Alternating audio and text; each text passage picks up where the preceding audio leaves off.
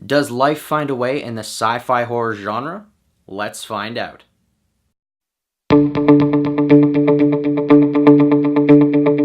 Hello Fanatics, I'm Dylan Phillips, and this is the Film Fanatic Review bringing you Life, starring Jake Gyllenhaal, Ryan Reynolds, and Rebecca Ferguson. First, we'll tell you our initial thoughts and what the movie is about. Then we'll move on to some spoiler-free likes and dislikes. We'll finish up with some spoiler-heavy thoughts on this film, and our final word.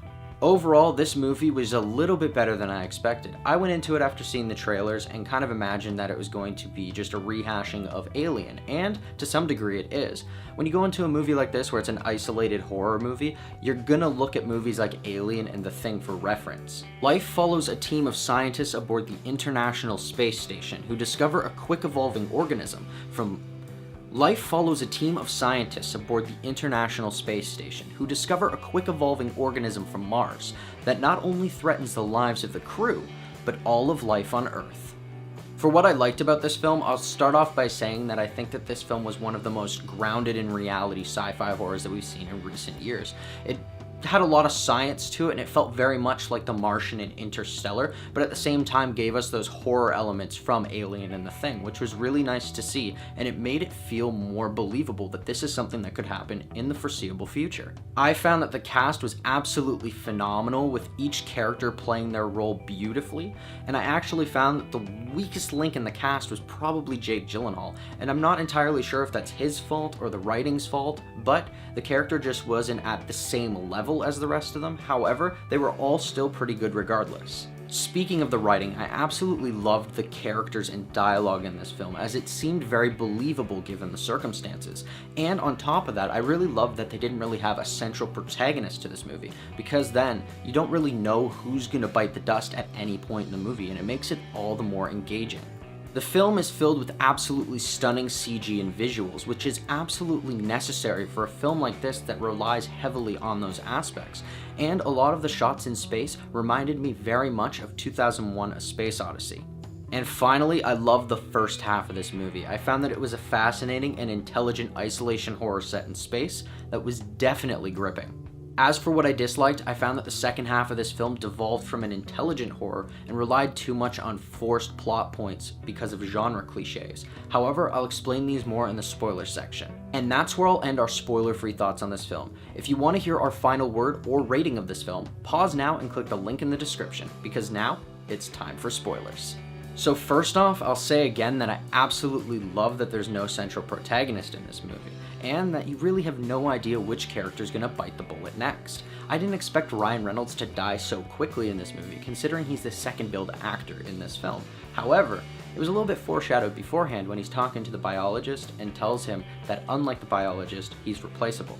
I found some of the death scenes to be quite gruesome, including Ryan Reynolds' character. However, at the same time, the one that I found most underwhelming was probably the captain's. The fact that she drowned in her suit was very traumatizing to the crew. However, it would have been a little bit more interesting to see if Calvin had snuck his way into her suit, or the big fact there is she tried to sacrifice herself to make sure Calvin didn't get back onto the ship, and yet so she just floated there right by the ship where Calvin can just climb off her and go back onto the International Space Station. If she was going to sacrifice herself, why didn't she push herself out into space where Calvin can't reach the ship anymore, and then therefore the rest of the crew is safe? Now to move on to the cliches in this movie. First, we knew that Ryan Reynolds was going to die the moment he went into the lab to save the biologist. But what about the hugely cliched third act? There was the paraplegic biologist who didn't know that Calvin was hiding on his leg when they went into the only oxygenated part of the ship. There was the part where Calvin consumed the tracker from the biologist's leg that helped them follow his movements. There was the whole deprive the monster of what it needs trope.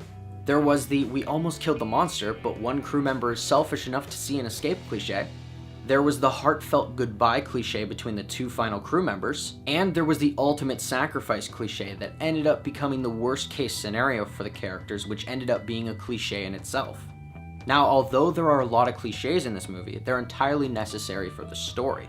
Everyone knew that the pod with Calvin would have to go down to Earth to make this movie have that little thing at the ending. You don't need the hope at the ending, you need the fear. This is a horror movie, and so you expected it to happen. And if it didn't, you were going to be underwhelmed when you left the theater and a little bit cheated. So I'm glad that the filmmakers actually decided to go through with that and go, no, we're killing all the main characters and Calvin's making it to Earth. So, With the thoughts heard, here's our final word. Life is a strong addition to the sci-fi horror genre with some great visuals, writing, and characters. Although the first half of the film is phenomenal, the second half is dragged down by an overuse of cliches, some of which you just can't avoid. This film was filled with a lot of unpredictability that I didn't anticipate, so I'm gonna give Life a 7. Thanks everybody for watching our review. Are you planning on seeing Life? Or if you've already seen it, do you have something to add? What did you think of the ending of this film? Let us know in the comments below. I'm Dylan Phillips, and this has been the Film Fanatic Review. If you liked this video and you want to see more, hit that like button and subscribe to our channel. Check out our latest Fanatic 5 video where we discuss the top Ewan McGregor roles. Don't forget to follow us on our social media. We post new videos every Monday, Wednesday, Friday, and Sunday. Until next time, Fanatics, keep it real.